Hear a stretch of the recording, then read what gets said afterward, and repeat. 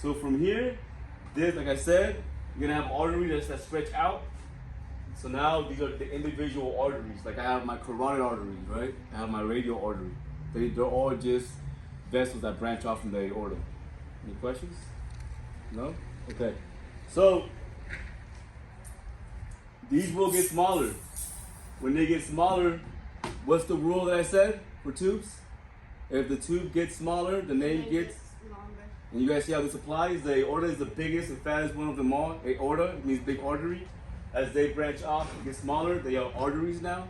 Now we're getting even smaller because we're about to dump that O2. They have to get smaller. The arterioles. Okay? So that rule applies to any tube in the body: bronchi, bronchus, aorta, arteries, arterioles. As they get smaller, the name is going to get longer. Like, you guys know what a cell is?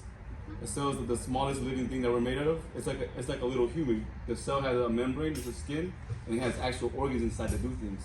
Those organs are called organelles. It's too easy. Once you figure out little tricks, those are gonna really help you like learn faster and memorize stuff. Okay. So after here, after the arterioles, they get smaller, right? They're gonna get even smaller. One step smaller. And when they get smaller, now they're microscopic, they're so small, and the walls of those vessels are so small that it allows for molecules to transfer between as needed, just like the capillaries over here. So we have capillaries at the alveoli, because that's where gas exchange happens, right? And we have capillaries down in this level, and I'll tell you what this level is, like where actually we are in the body, okay? But so capillaries